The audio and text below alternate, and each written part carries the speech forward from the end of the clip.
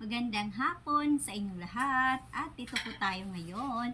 Tayo po ay magbabalat ng saging. Sino kumakain ng saging? Magbabalat po tayo ngayon ng saging dahil tayo po ay magluluto ng maruya. Okay, start na po tayo guys. Ganito po ang pagbabalat ko po ng saging para hindi tayo marumihan ang kamay natin. Ito tayo tapos ito yung hahawak sa saging para yung saging ay malinis. Po guys, yan.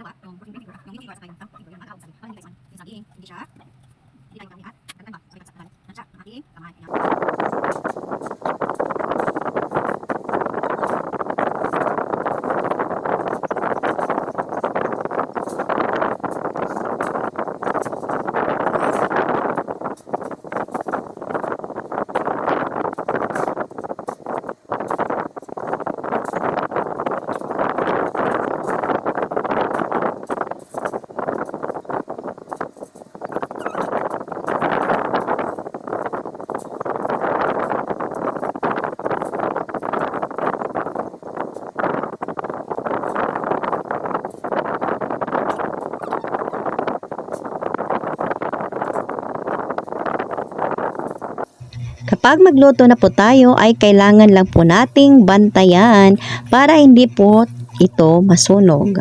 Ayan. Wow! Yummy!